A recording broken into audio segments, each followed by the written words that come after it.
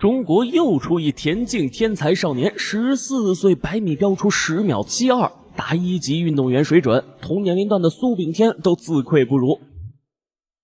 来自湖北的胡嘉诚今年才14岁，身高1米8多。他在13岁跑到11秒16，已经达到了国家2级运动员标准。而在今年的8月份，胡嘉诚参加2023年全国 U16 田径锦标赛，更是交出一份让人满意的答卷。在男子100米预赛中，第7跑到的是咱们的主角，而胡嘉诚在放水的情况下跑出了10秒77，成功晋级决赛。胡嘉诚在预赛就刷新了自己的个人 PB。在100米决赛中，胡嘉诚这一次处于第4道的位置，隔壁第5道的选手吴楚斌就是这场比赛中最为强大的对手。让我们直接看部比赛吧。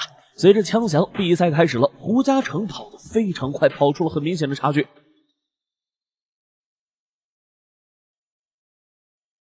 跑过了终点，胡嘉诚的成绩矫正后是10秒72，这个成绩简直太牛了。要知道，男子国家1级运动员标准也是10秒93，胡嘉诚的10秒72绰绰有余啊！胡嘉诚在起跑的表现十分不错，但是还是稍逊吴楚斌一筹。接下来的比赛几乎被他们2个人承包了，两个人占据着比赛最前的位置。此时的吴楚斌甚至更快一些，但是胡嘉诚的后程爆发了，直接越过了对手，以无可匹敌的姿态拿下了比赛的冠军。才14岁就成为了国家1级健将。就连苏炳添比他这个年纪还大1岁的时候，也只能跑11秒多。但是胡嘉诚的实力还远不止这些。接下来的胡嘉诚在200米赛场再一次释放自己的统治力。当他开始跑步的时候，这场比赛已经没有悬念了。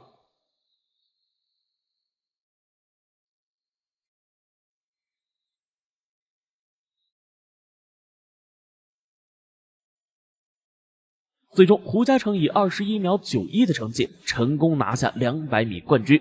中国男子1级运动员200米的标准是22秒02，而胡嘉诚跑出了21秒91，双向国家第一。这就是中国的初中生，这就是中国田径的未来呀！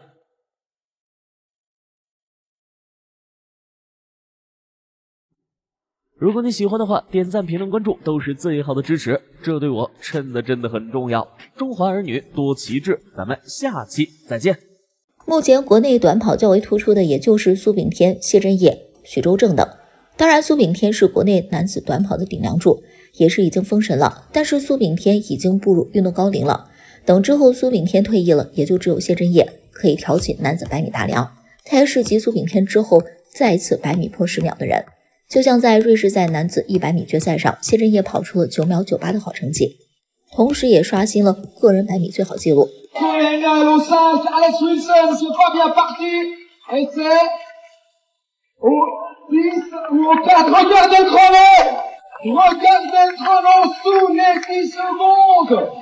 但是这样的好状态并不是时时刻刻都有的。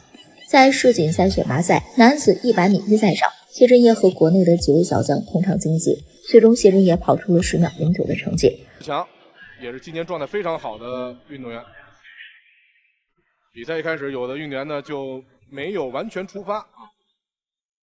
谢震业在这个组当中是绝对实力，看看最后的小组冠军成绩10秒08。虽然没有再次破10秒，但是谢震业依旧是稳夺第一。今天我们来看看谢震业在200米的项目上的比赛。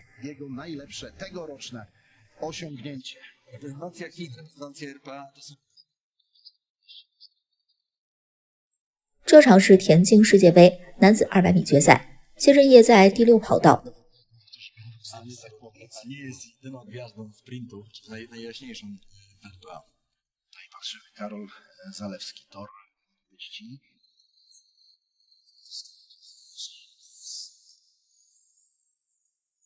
鸣枪声响起，谢震业启动加速稳定，但是第7道的选手启动很快，速度就超越了第8道的选手，位于第一。谢震业暂时位于第3。弯道进入直道后，谢震业开始狂飙速，最后更是拼尽全力第一个冲过线，用时20秒25。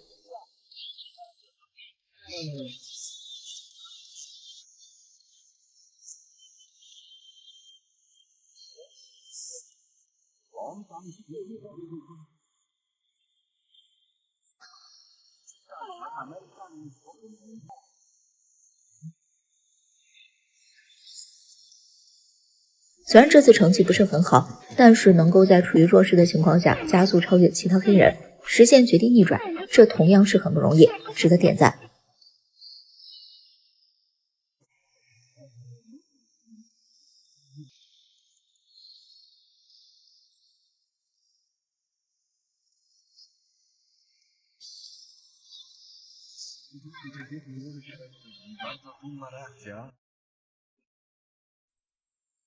自刘翔退役以后，苏炳添横空出世，迅速扛起中国田径大旗，在100米项目取得跨时代历史突破，跑出9秒99，成为首位打开10秒大关的亚洲本土选手及黄种人，2次闯进世锦赛决赛与博尔特等超级巨星同场竞技。2018年，苏炳添迎来逆龄巅峰，将黄种人的100米极限提升到9秒91，追平亚洲纪录。苏炳添用自律和进取展示了黄种人顶尖的极限天赋和大赛实力，带动亚洲短跑的集体进步。他随后的急速能力非常强，最终苏炳添以6秒49再次跑进6秒50，从而以3连冠的骄人成绩结束了本赛季世锦赛的征程。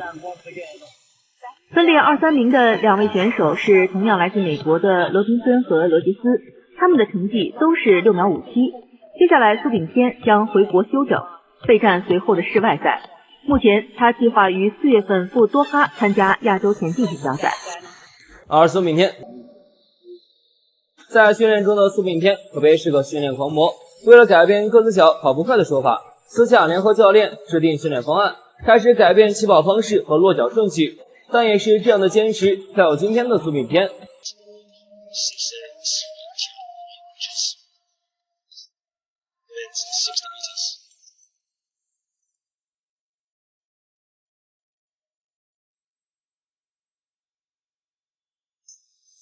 Prescott just a little twitch in the blocks, but he gets away pretty well. Bing Tanchu in the lead at the moment. It's Bing Tanchu and Prescott. Bing Tanchu gets it soon. 6:47. A cracking race from him. Probably won it at the start for me. Got out quickly. Prescott had a reasonable start. Reaction time though was a couple of hundredths, slower than Bing Tanchu, but Sue is so strong as well. Prescott, same time as he ran in the semi-final. I'm just wondering, Colin, whether he thinks he got out quite as well on this occasion as he did in the semi. Richard Kilty, 6:64, actually a new Japanese record for Kawakami, wasn't too far away either. So, Colin, what did you make of this? This was an incredible performance from Sue. Out the blocks, really determined, wasn't he? He knew what Prescott's strengths are, he knew what he's capable of doing. So for him, it was about to get out as hard as he possibly could, and then just to maintain that form, which is always crucial in the 60 meters. Because if there's any time you're going to tie up, it's now when there's a lot of men really there or thereabouts. Reese, yeah, I wonder if he may be a little bit frustrated that he did get out and again a little bit sharper than that, but it's still a very strong performance for a man who really is not taking the indoor season seriously whatsoever. Mike Rogers, well, with his 6:54 in third place, we kind of expect those kind of performances from him, but that Kawakami from Japan, that's an incredible performance. 6:54, new national record. This track is certainly quick today, Steve. Yeah, it's a big world lead for Soo Bing Chan. Look at him, really aggressive running, isn't it? But this is his event. He's very good outdoors as well. And as you said, Colin, Kawakami with a new national record. Just to correct myself, I did say that Oduburan was second last week. He wasn't. He does have the qualifying time, though. He's the only one who technically could be selected by the selectors because he has a qualifying time. The others, none of the other British athletes have run the qualifying time. It is tough, 6:60. There's only half a dozen European athletes have run that quick, so it'll be really interesting to see what they do in terms of selection. But Reece Prescott having to settle for second place here. 在麒麟在世界田径的比赛上夺冠，而且也是第一个真正意义上跑进9秒关口的亚洲本地选手。而在2019年世界田径锦标赛选拔赛中，号称100米达人的苏炳添被谢震业力压，在起跑爆发方面可以看出苏炳添，而在后半程被后来居上的谢震业超过了。赛后采访的时候，谢震业称之为是正常操作。10秒03。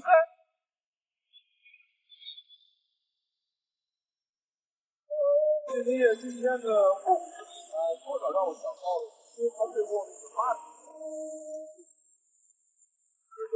做训练和尤其是这个比赛，对来说，一个方面，第二个实力啊，永远是其实大家都说这个心理因素好，又要先有实力是吧？强了我当然是，所以说有一个提高他的信心。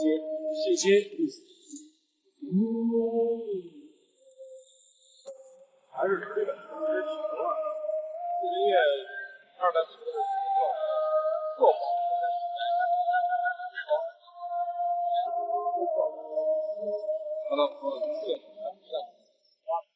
好，看看对于2位名将的采访。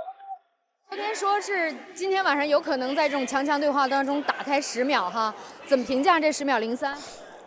我觉得10秒03应该说是稳定在自己的一个正常发挥，因为就是要在这种大家水平都差不多的比赛当中破自己的 PB， 我觉得很多时候各方面因素都要有。作为男子200米纪录保持者，谢震业在2010年8月22日以21秒22的成绩夺得青奥会男子200米冠军，从此便开启了开挂般的人生。在2014年10月仁川亚运田径男子4乘100米接力的比赛中，谢震业、苏炳添、陈诗伟、张培萌等4人以37秒99破亚洲纪录的成绩夺冠。而在2019年世界田径锦标赛男子200米半决赛中，谢震业被安排在第6跑道，其余的8位全是黑人选手，可谓真是压力巨大。不过谢震业发挥的也不错，跑出了20秒03，超越多名黑人飞人。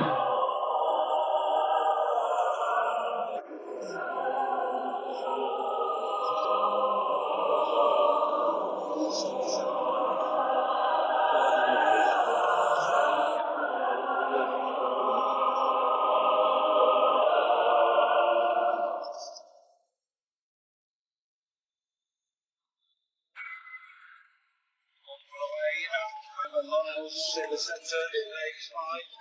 Slightly easier here in those two.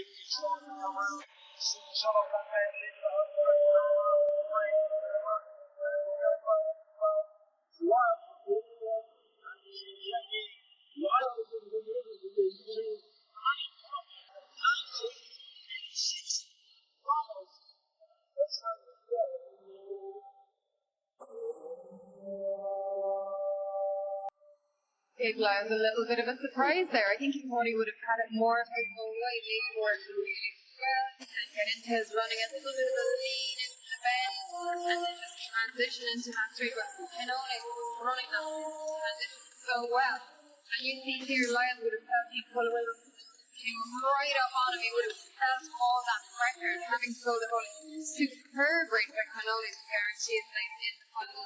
No, lads, would like that to be much steeper affair. He's on 1950 this season. Has to work for it. 10秒08，加钻石联赛100米的这个总决赛就获得了第2。